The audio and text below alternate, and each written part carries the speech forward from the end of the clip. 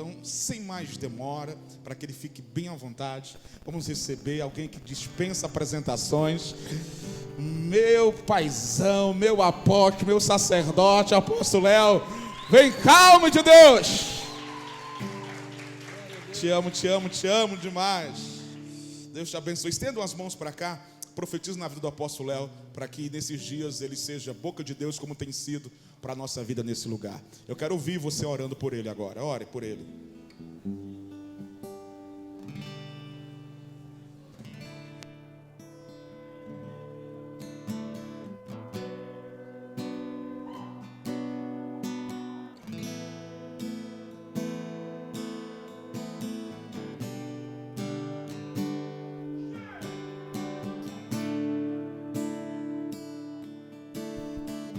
Ora em línguas, igreja morada, ora em línguas. Mais alto, mais forte, ora em línguas. Cheira, barabara.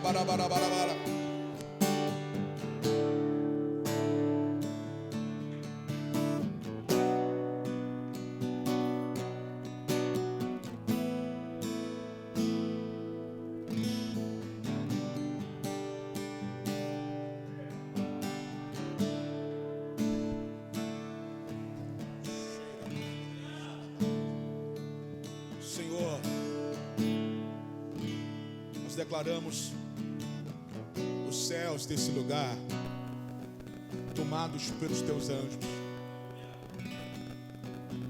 anjos de guerra, anjos mensageiros.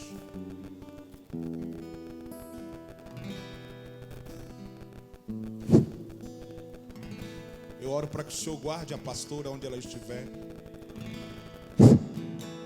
Eu oro por um desenrolar do manto profético apostólico nesses dias, através do teu filho. Gratidão é o que a igreja morada tem por ele estar conosco aqui nesses dias.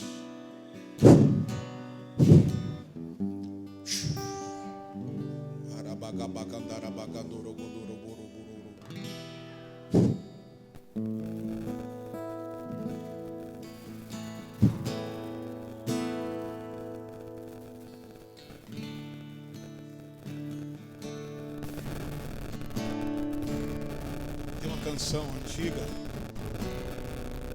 perto quero estar, junto aos teus pés, só dedilhando. Cante. Perto quero estar, junto aos teus pés, junto aos teus pés.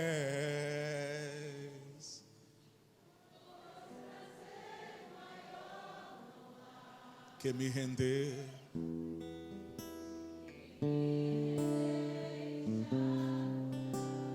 Diga tudo que há em mim, tudo que há em mim. Diga para ele: eu quero te ofertar.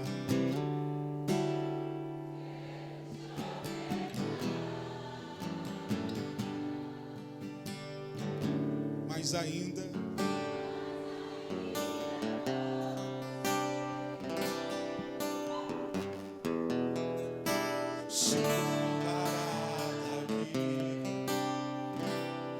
sou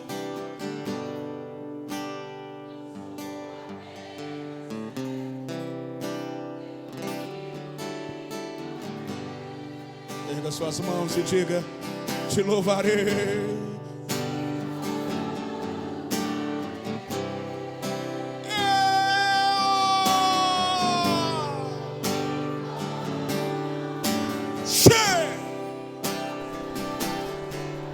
Sendo igreja perseguida ou não, em tempos de pandemia ou não, diga somente a ti. Atraiu o céu para esse lugar, te louvarei.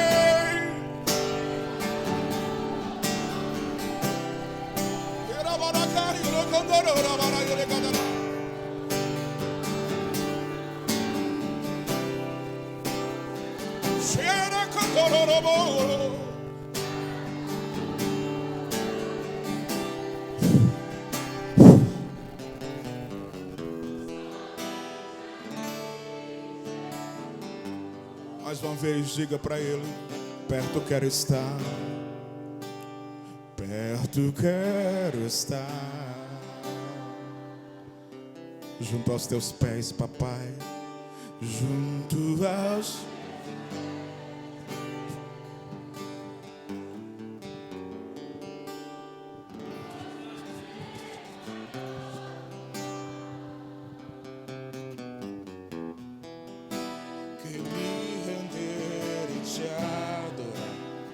Tudo que há em mim, tudo que há em mim, oh, eu quero.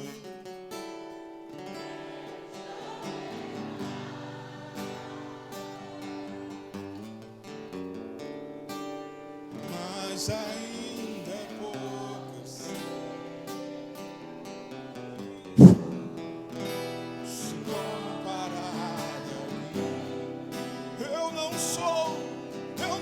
Apenas eu sou teu amigo, teu filho, por isso, independente das circunstâncias,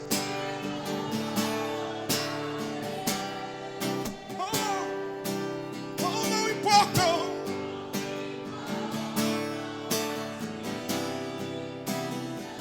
eu adorarei.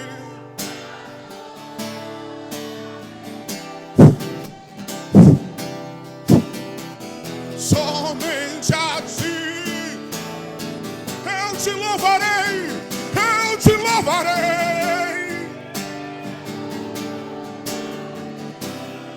Erabaraba chora quando rabaraga darabaraba sore cadarabaraba recadarabaraba sore cadarabaraba xere cadaraboro cadarabaraba xere cadarabaraba cadarabaraba xere cadarabara cadarabaraba xere cadarabara cadarabaraba xere cadaraba cadarabaraba xere cadaraba cadarabaraba xere cadarabara xarabara xere cadaraba xere cadaraba eu te louvarei, te louvarei, xere cadaraba.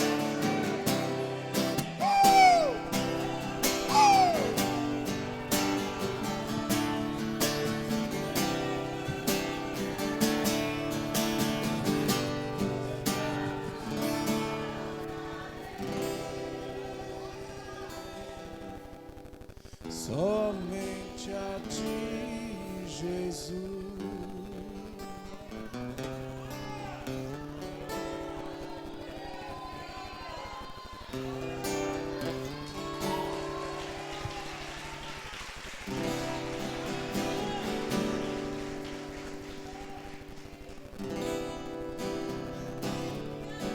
Aleluia.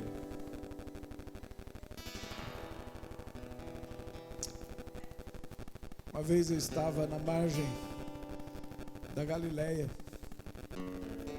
Galileia é um lago hebraico que chama Kinneret. Eu estava com um grupo de umas 30 pessoas. Ia começar uma ministração como essa, ao ar livre. Nós estávamos comendo peixe assado na beira do mar, mas é um lago de água doce. O vento soprava. E Jesus falou assim comigo: hoje eu quero que você tire a sua cinta e bata neles.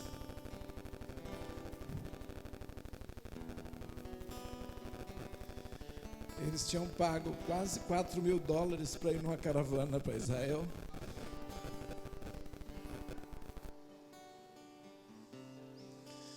E eu olhei para eles e tirei o cinto.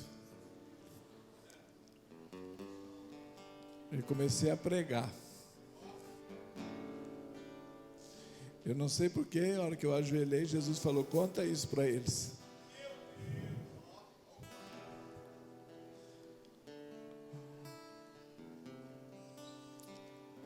E ele falou comigo, eu demorei a entender. Prega sobre Pedro. E eu comecei a falar de Pedro, daquela parte em que ele nega Jesus. Jesus avisou a Pedro e disse: Pedro, antes que o galo cante, você vai me negar, você vai me trair. E Pedro disse: jamais, eu jamais vou fazer isso. E Jesus chamou Pedro e disse: Pedro, vamos orar comigo. Levou também Tiago e João e ficou 3 horas aproximadamente no jardim do Getsêmani e oraram.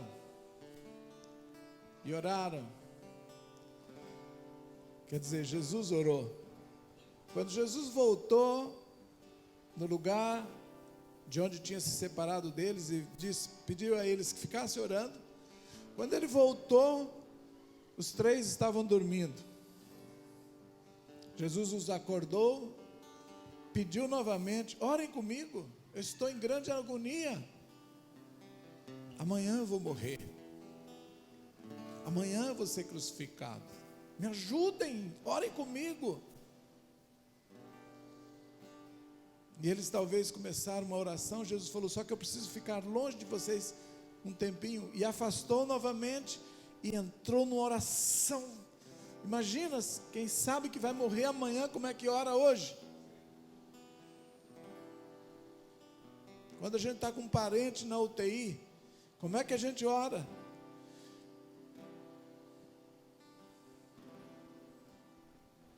E Jesus chegou ao ponto do suor dele sair em forma de sangue. Então ele voltou depois de 1 hora de oração e encontrou os 3 discípulos, eles estavam dormindo de novo. E ele acorda eles.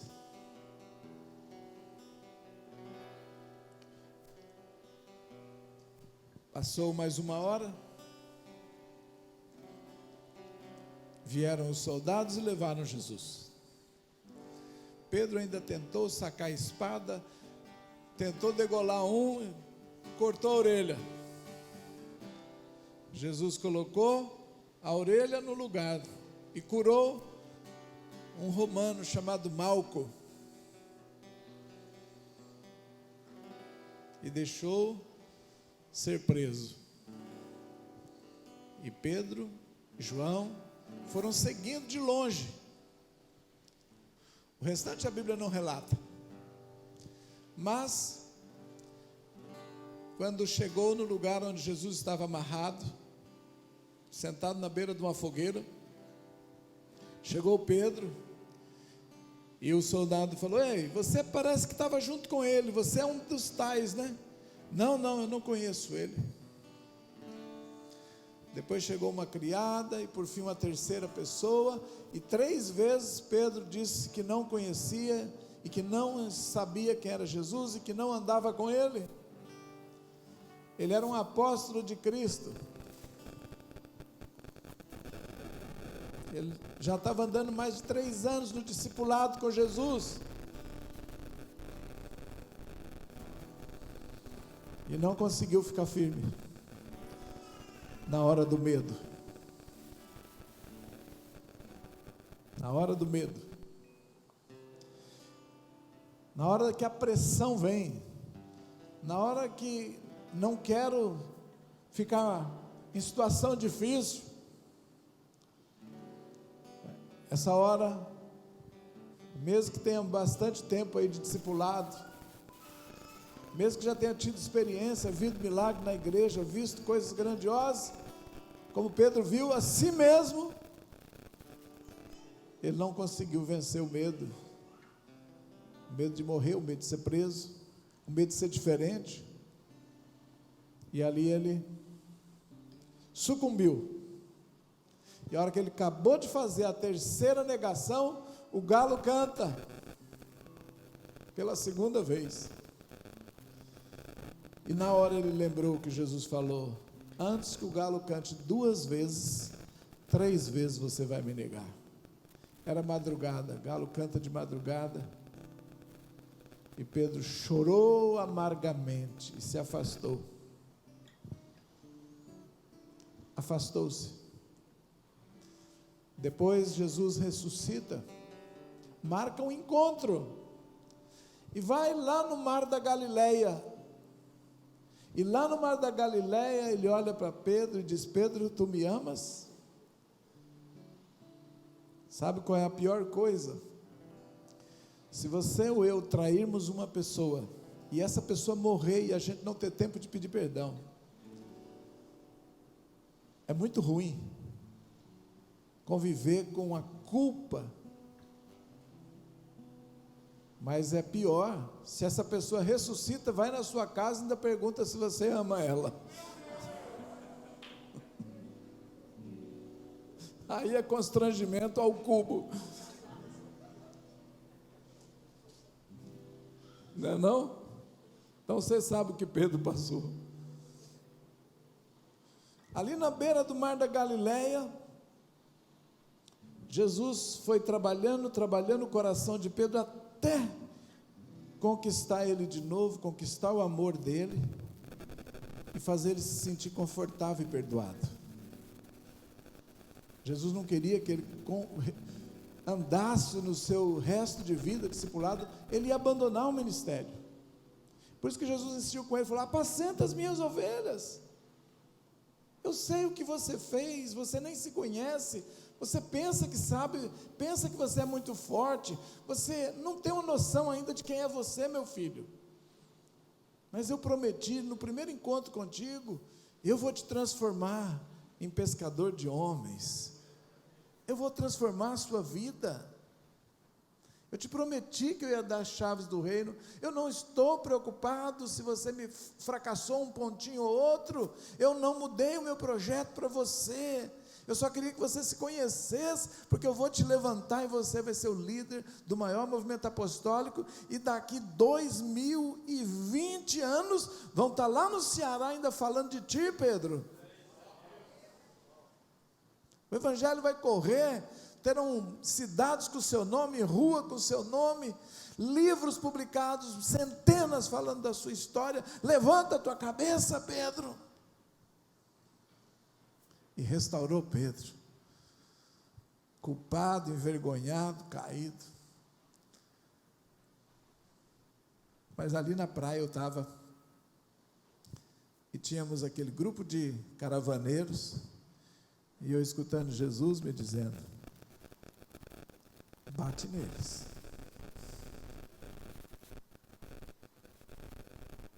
Eu queria saber por quê. Mas antes que eu soubesse, eu estou contando a história de Pedro e por que ele negou, por que ele disse não a Jesus. Por que ele teve medo. E aí o Senhor começou a falar comigo e eu tirei o cinto. Fica tranquilo, eu estou sem cinto agora.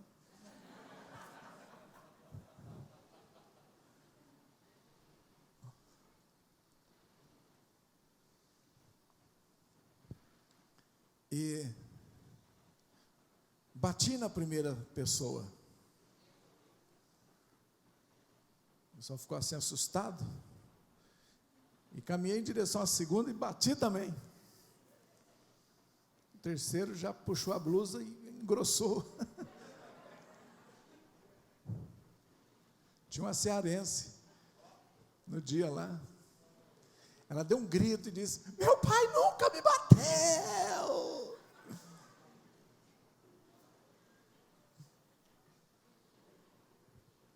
E a pergunta que Jesus fazia era: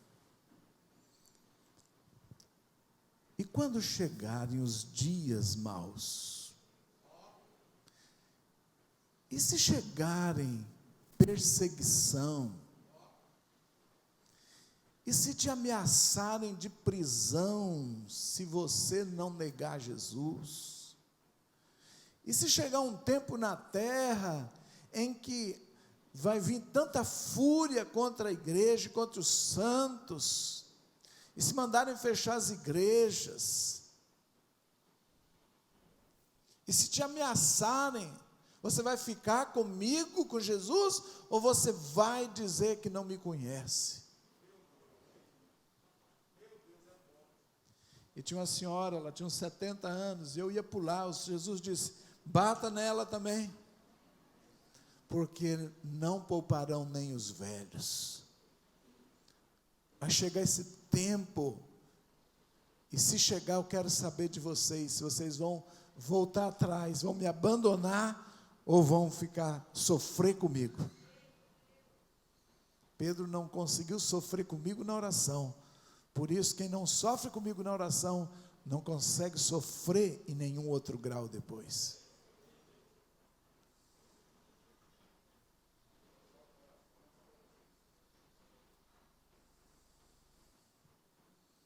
Quem não geme na oração, certamente fugirá de qualquer situação incômoda. Só quem chora pelo menos 1 hora com Jesus tem resistência em tempos difíceis.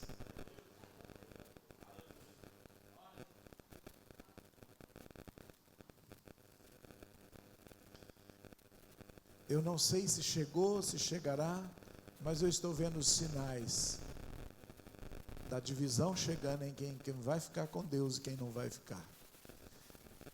Em quem vai permanecer sob pressão, sob ameaças, porque as mordaças já chegaram. As ordens de fechar já chegaram. O cenário global já chegou. Os ditadores do mundo já estão por aí, viu, irmãos? O que parecia impossível, que o Ocidente ia cair diante do Oriente, mas o Oriente está com a voz mais forte, está mandando. O governo do Oriente, da China, onde lá a igreja não tem liberdade, o modelo está chegando no Ocidente. E mesmo com eleições democráticas, como os Estados Unidos, estão derrubando tudo. Não estão deixando nem o que o povo escolhe ser eleito. Há uma fúria e uma força sobre a terra. E nós teremos, em alguns momentos, que decidir de que lado vamos ficar. Sofre o dano e fica com Jesus, ou recebe o benefício proposto pelo sistema. Vai chegar e está apertando. Estão apertando. O cinto está na mão do inimigo. E é temporariamente que Deus deixa. Mas Deus está dizendo: eu preciso que meu povo resista. Eu preciso que meu povo vença a última batalha. Porque é o último round e o inimigo será destruído para sempre.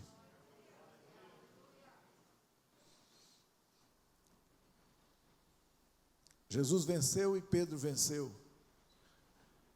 E mesmo nós que estamos ainda com alguma fagulha da covardia, venceremos também. Esta é a época de maior pânico e medo colocado sobre a terra que nós já vivos vivemos.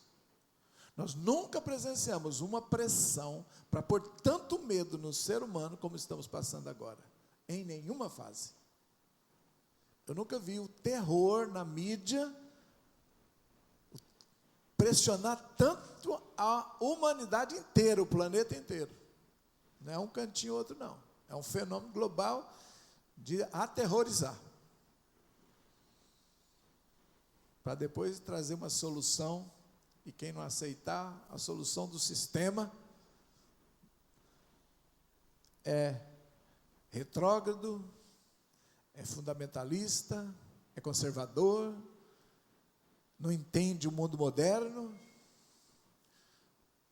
quer ficar aí defendendo esses fundamentos judaicos cristãos, defendendo valores de família antiga, a família que já passou.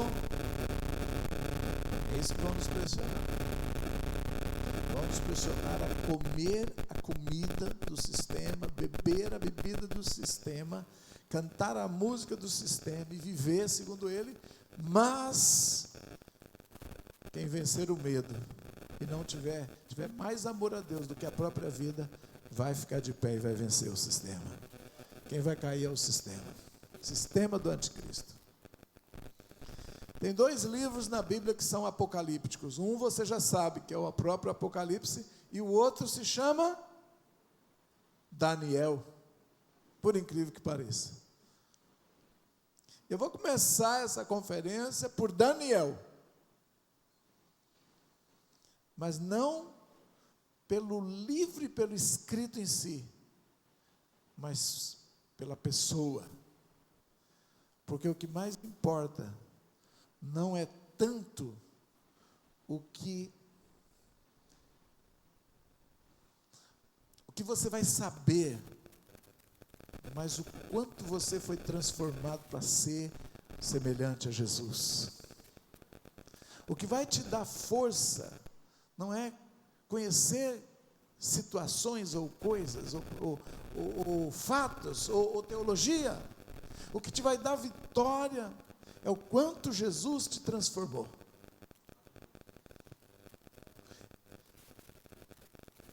É o quanto de posicionamento em Deus e paixão por Deus a gente tem. Isso é que determina a vitória ou a derrota de qualquer pessoa em qualquer fase da vida, ainda mais se chegarem dias maus. Quando chega dias maus, não é o que você sabe que conta, é o quanto você tem paixão, é o quanto você ama. É o que você é e não o que você sabe que conta mais. Às vezes é simples e pouco conhecimento, mas é apaixonado por Deus. E ninguém demove, ninguém rouba a fé, ninguém te destrói. E isso é o que marcou a vida de Daniel. O conhecimento veio depois. Mas a decisão de amar a Deus acima de todas as coisas, não importa o que for, foi fundamental. No primeiro capítulo de Daniel, e hoje eu quero mostrar algumas riquezas que eu penso que são especiais, diz que no 3º ano do reinado de Joaquim, rei de Judá, veio Nabucodonosor, rei da Babilônia, a Jerusalém e a sitiou. E o Senhor entregou nas suas mãos ao rei de Judá, Joaquim, e uma parte dos utensílios da casa de Deus, e ele os levou para a terra de Sinar, para a casa do seu Deus, e pôs os utensílios na casa do tesouro do seu Deus.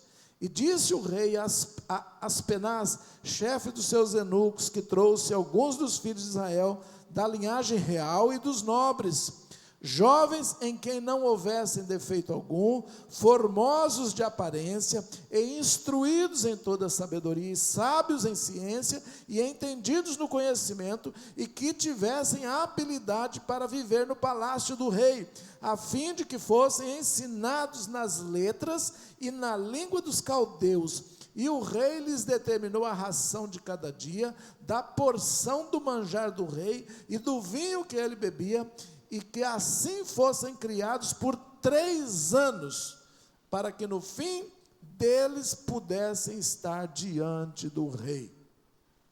E ali estavam Daniel, Ananias, Misael e Azarias. Nabucodonosor, da terra de Sinear, Babilônia,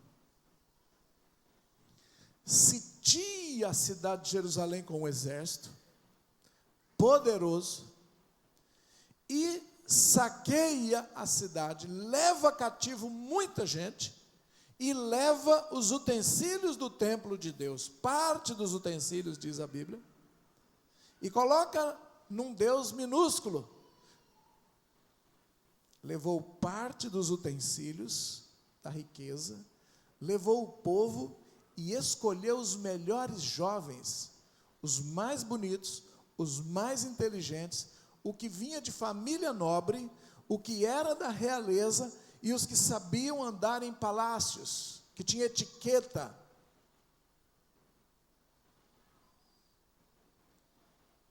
Tudo com a permissão de Deus, diz o texto. Entre eles estava Daniel. E o rei disse: matricula eles numa faculdade de 3 anos. Alimenta eles com o manjar do rei, com as iguarias, com os costumes do rei, para que eles assimilem a cultura de Babilônia, esqueçam a cultura de Israel e de Judá, de onde eles vieram.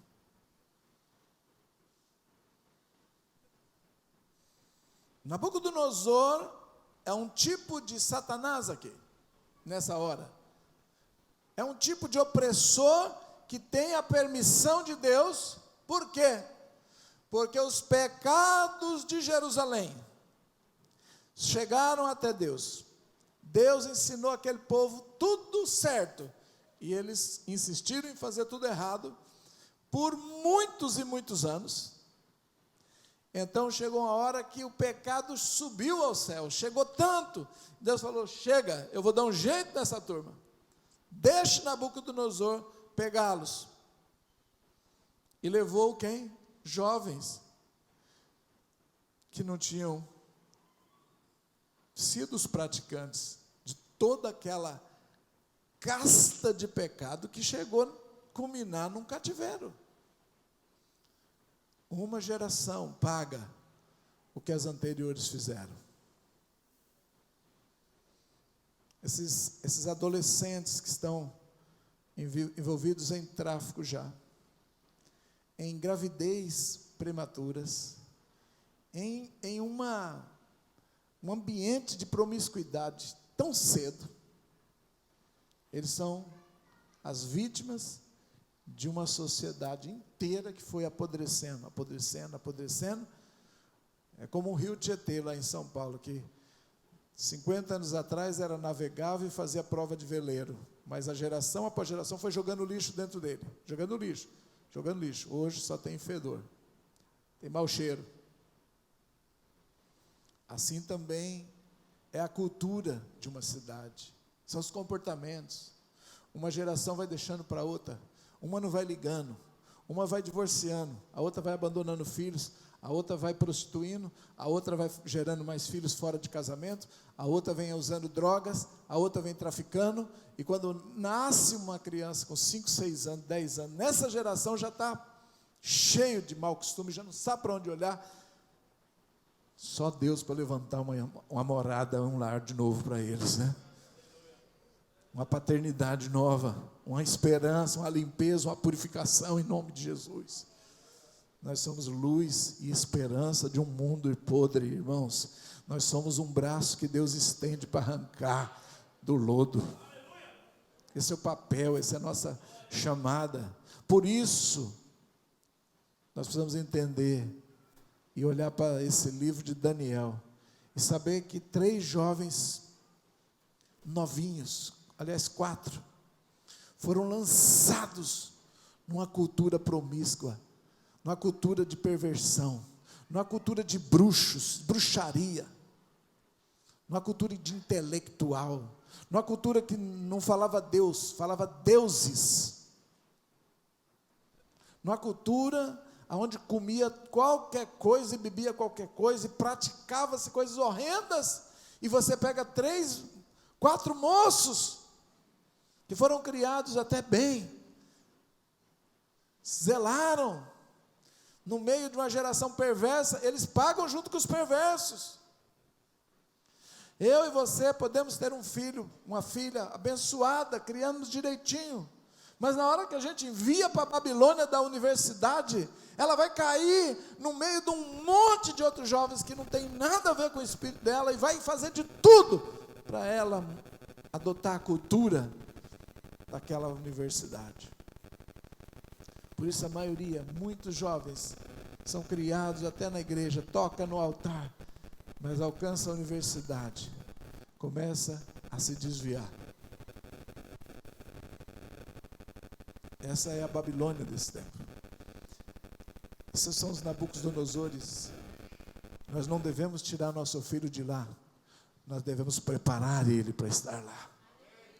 Porque Daniel não foi tirado, ele estava preparado. E no final do livro, quem cai é a Babilônia e Daniel está de pé.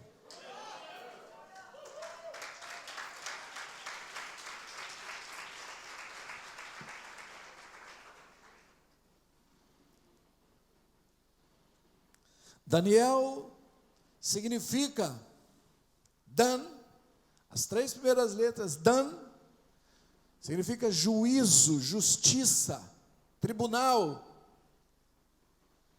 O I de Dani significa meu. E El significa Deus. Então, Deus é o meu juiz. Ou eu sou um juiz de Deus. De qualquer forma, envolve Deus, o homem e juízo. Esse é a essência do nome, do chamado e do propósito. Porque nome indica para que fomos criados. Eu tinha uma bronca do meu nome de ser muito grande e muito difícil. Até hoje eu não achei nenhum outro nome igual ao meu. Leonildio, ó, 2 bicos para falar. Prazer. Mas um dia eu encontrei umas transliterações e um significado dele. Aquele que ataca como um leão.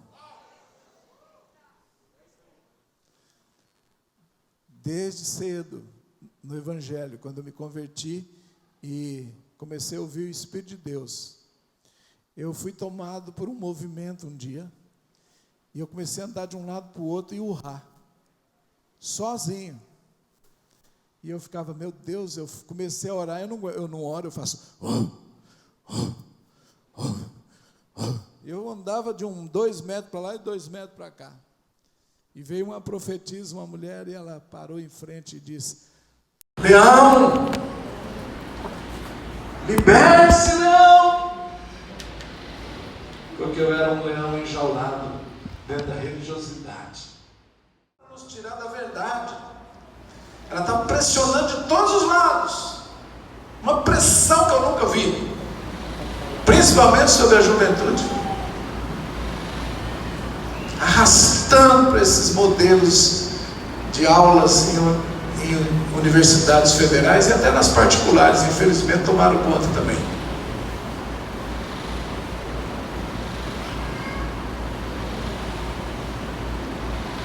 Mas eu também estou vendo, e olho para cá e vejo, quando vocês estavam louvando, quando vocês estavam adorando, a paixão dentro de vocês, a firmeza, estende o clima que está nesse lugar, estende para onde você for.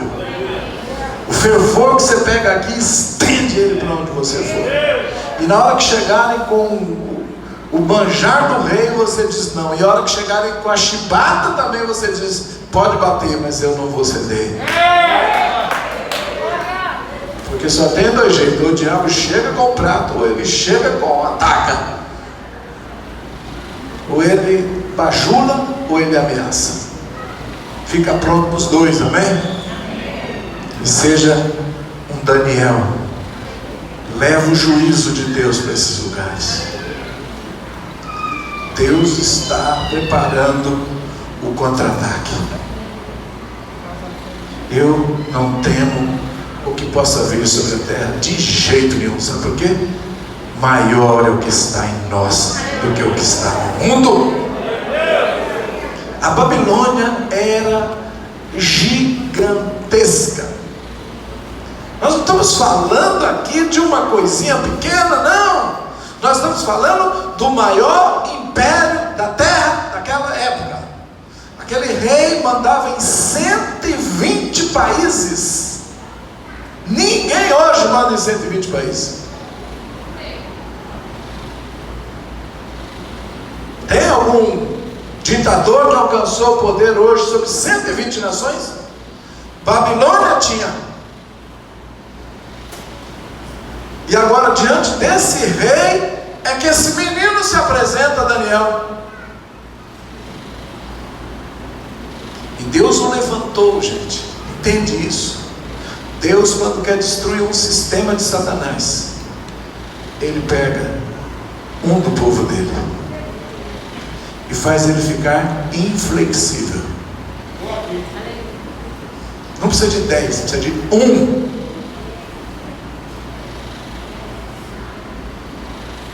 Diga, eis-me aqui.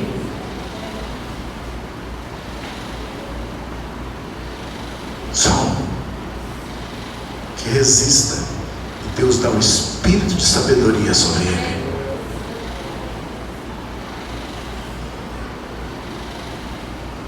Babilônia caiu, gente. Deixou de existir. Sabe por quê? Porque Daniel estava lá. Porque Deus enviou um juízo para lá. Deus tinha uma mão para fazer juízo naquele lugar. E nunca desrespeitou a lei, nunca afrontou, nunca quebrou um princípio moral, não quebrou nenhum princípio espiritual e nunca desonrou a pior autoridade que existisse. Por isso ele venceu. Nunca bajulou, disse a verdade em todo o tempo.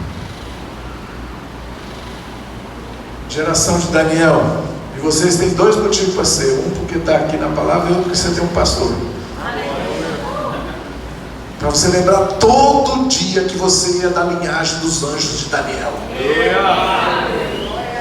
Todo dia você tem que lembrar disso. Eu sou da linhagem de Daniel.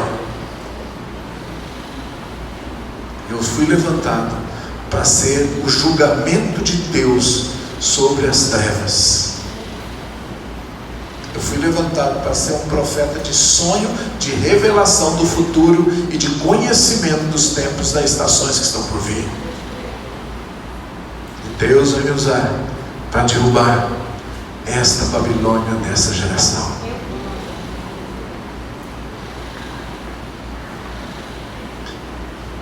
Quando eu comecei a entender que Deus queria me usar, eu sempre me senti muito pequeno e muito achando que não dava para fazer muita coisa. Sabe por quê? Porque a gente pensa na condição financeira, a gente tem um emocional, nascemos no descendente de nordestino, já tem uma sensação de que não vai ser grande coisa, que o paulista é mais, ou que o sulista. Que Deus vai fazer coisas grandes no mundo com o europeu ou com o americano, que tem muito dinheiro e pode ir para a televisão e pode fazer encher estádios. Mas realmente eu não pensava. Mas Deus não precisa de muito dinheiro. Deus precisa da nossa fé, da nossa dedicação, da nossa entrega. E deixa Ele purificar, deixa Ele limpar. Deus está levantando uma geração de Daniéis. E eu vim nesse congresso, eu estou diante deles.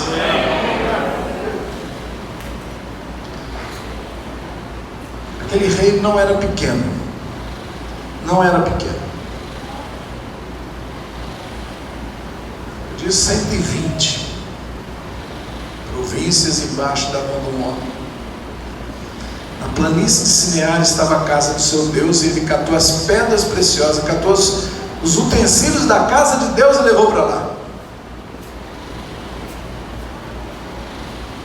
Você sabe o que foi construído na planície de Sinear, no capítulo 11 de Gênesis?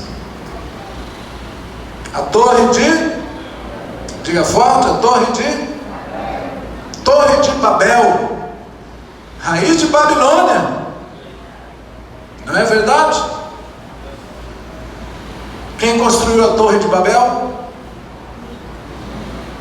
Diga forte: Nimrod.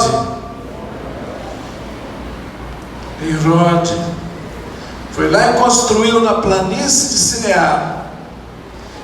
Eia, façamos uma torre, vamos agora ser famosos, vamos subir, nós vamos formar uma grande torre, vamos viver unidos, ninguém vai separar de ninguém, nós temos um pensamento comum, nós somos poderosos, nós vamos subir nessa torre. Se acaso, de novo, este Deus quiser destruir a terra de novo com o dilúvio, como ele fez no capítulo 7 de Gênesis, agora no capítulo 11, nós não vamos deixar, nós estamos preparados, vamos fazer uma torre, ela nos protegerá e nós seremos unidos e fortes, não terá mais nenhum juízo sobre nós. Assim construíram a torre de Babel, na planície de Sinear. Babel, Babilônia, Nabucodonosor, chegou lá Daniel. Um juízo já tinha caído uma vez, Deus já tinha julgado a terra uma vez com o dilúvio e arrancou os homens maus, mas encontrou um justo chamado Noé e salvou e preservou as famílias da terra e preservou os animais e reconstruiu a terra. Os homens cresceram e essa história conta de geração em geração, e sempre eles estavam com medo. Acho que não podia trovejar que alguém ficava com medo naquela época. Então um homem bem arrogante disse: fiquem calmos, eu dou um jeito nisso, unam-se a mim, eu sou o líder global agora, e façamos uma torre. Começaram a queimar tijolos e trabalha, virou um campo de trabalho e fizeram uma mega torre. Pois eles temiam o próximo dilúvio, ficaram poderosos, unificaram, criaram uma cultura, arrogância e contra Deus. Então Deus disse: vamos lá resolver esse negócio. Confundiu as línguas, ninguém conseguia entender ninguém. Traz tijolo, o cara entendia o quê? Vai tomar banho. O que você está falando comigo? O outro entendia. O que você quer que eu pegue? Ninguém se entendia. Família se entendia. Família entendia, o primo entendia, a mãe. Eles entendiam, os grupos pequenos entendiam. O outro grupo já não entendia. Aí as famílias da terra se separaram e pararam a construção da torre. Assim Deus julgou. Deus enviou juízos. Foi a única situação na Bíblia em que você vê Deus enviando um juízo sem ter uma figura de um profeta intercedendo. Daí para frente, sempre Deus vai levantar. Assim surgiram as línguas das nações, esparramadas sobre a terra depois da Torre de Babel, Babilônia. E os que ficaram naquela região da Babilônia, o resto foi embora. Anos depois, o espírito de conquistar, o espírito de fazer uma só terra, o espírito de unificar, ainda estava sobre a planície de Sinear. E por isso tocava no coração dos deuses daquela região, dizendo: busca todo mundo e traz de volta para cá, une, porque aqui é o centro, aqui é o poder. E aquele espírito de Babilônia continuava operando, mas Deus levou Daniel lá. Oh, aleluia. O mundo hoje só está falando em globalizar. O espírito de Babilônia continua igual. Unificar. Vamos unificar. Acabou o patriotismo. Não existe nação individual.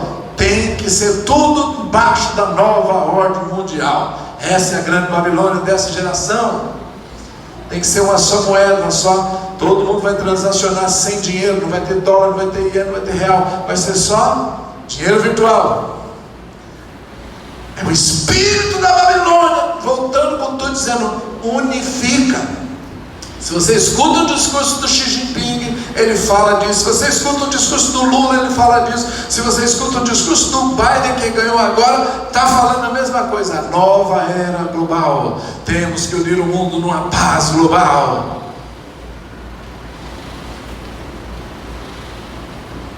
você escuta o Papa, é a mesma coisa. Tinha só 2 homens falando diferente: Trump e Bolsonaro.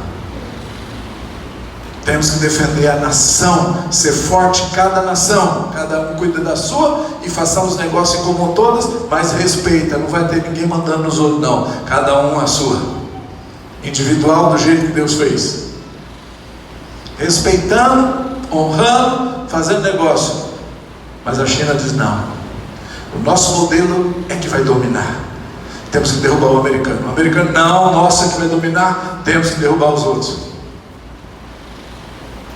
O único reino que vai mandar em tudo é o reino do céu, irmãos. O único que vai ser comum para tudo é o reino de Deus, porque está escrito no sonho de Daniel: eu vi uma grande estátua na planície, ela era gigante, a cabeça era de ouro, o peito era de bronze, a cintura era de o peito era de prata, a cintura de bronze, as pernas de ferro e os pés eram 10 dedos cada um, misturado, barro com ferro. E de repente, eu sabia que a cabeça era a Babilônia, que a prata era o Império Medo-Persa, que o bronze era o Império Grego, o ferro era o Império Romano, e os pés eram um reino misturado, mas que não dá liga barro com ferro. Mas eu vi uma pedra cortada do céu, desceu sem auxílio de mão humana, foi lançado nos pés da estátua e desabou todos esses reinos, e a pedra cresceu, e essa rocha era Cristo e o seu reino. Quem vai mandar no final é a grande rocha chamada Jesus. Sobre essa pedra edificará a igreja, e as portas do inferno não prevalecerão contra ela. Aquele jovenzinho Daniel que se recusou a comer manjar de rei, recebeu a maior revelação de como os impérios cairiam e como o reino de Deus estabeleceria na terra. Jovem, se você não quer perder tempo na vida, esquece feminismo, esquece homossexualismo, esquece marxismo, esquece rebelião e se apega aos valores do reino de Deus. No final, todos vão se dobrar, cada joelho e cada língua vai confessar: esse Deus está certo, os seus valores, e nós vamos andar na justiça e na retidão da sua lei. Entenda isso e fique pronto para ser um Daniel dessa geração. Daniel teve as visões apocalípticas dos reinos caindo e do reino do céu sendo estabelecido na terra. Ele teve a visão dos animais em forma de bestas dominando o mundo, mas viu que os santos do Altíssimo dominavam no final e vencia tudo. Mas Daniel teve uma visão linda no capítulo 10. Ele disse no verso 2, no verso 10:1: no 3º ano já de Ciro, rei da Pérsia, foi revelada uma palavra a Daniel, cujo nome era Beltesazar, segundo os babilônios, e a palavra é verdadeira e trata de uma guerra prolongada. E ele entendeu essa palavra e teve entendimento da visão. Naqueles dias, eu, Daniel, estive triste por 3 semanas completas, mas já desejava, eu não comi, nem carne, nem vinho entraram na minha boca, nem me ungi com unguento, até que se cumpriram as 3 semanas.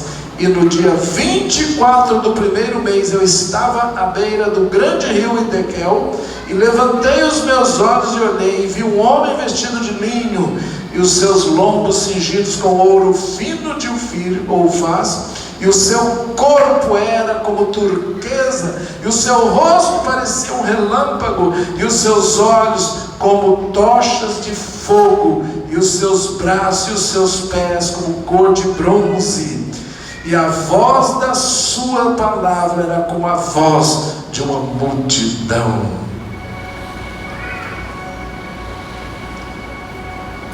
Quem ele viu? Quem era esse ser? latão reluzente, olhos de fogo, voz como de trovão, muitas águas, barulhão, multidão. Quando você começa o livro de Apocalipse, no capítulo 1, o jovenzinho João, que agora já é um idoso, mas que foi apaixonado igual Daniel desde o começo. Mesma coisa, a história de dois jovens que foram até o fim, na sua velhice começaram a receber revelações grandes. João e Daniel, mesmo perfil. E Jesus apareceu para os dois, brilhando como o sol. E Jesus quer aparecer para essa geração, para os apaixonados, que não vão ceder a nenhum sistema do mundo, que não vão ser sucumbidos pelo manjar dos reis, que não vão ficar ambicionando os planos de seduzido pela grande Babilônia. Meu Deus, Ele está aqui. Aquele que tem os pés de latão reluzente, os lombos cingidos de ouro. Ele tem corpo como de turquesa, seu rosto brilha como um relâmpago e como o sol. Sua voz é como de muitas águas, é de uma multidão. Ele vai entrar aqui e vai te selar para o propósito, e você vai ser jovem selado, selado para destruir a Babilônia dessa geração.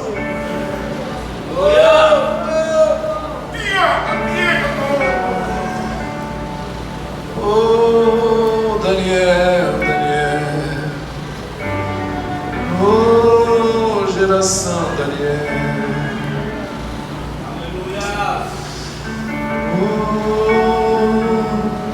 Daniel intentou e assentou-se no seu coração, dizendo: eu não vou me contaminar. Eu estou no capítulo 1, verso 8 de Daniel, diz: não se contaminar com a porção do manjar do rei, nem com o vinho que ele bebia.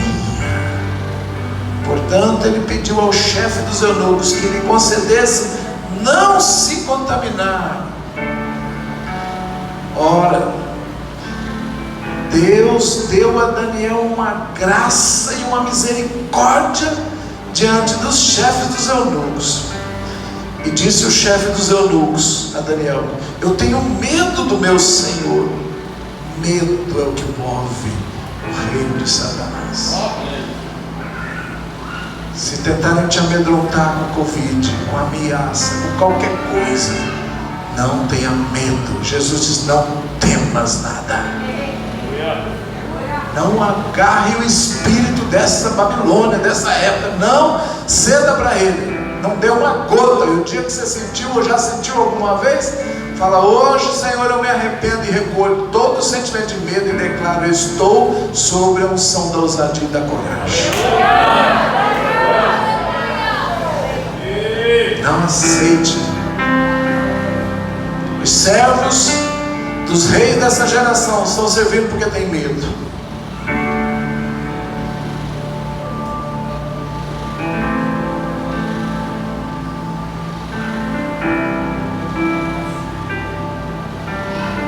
Tenho medo do meu Senhor, o rei, que determinou a vossa comida e a vossa bebida.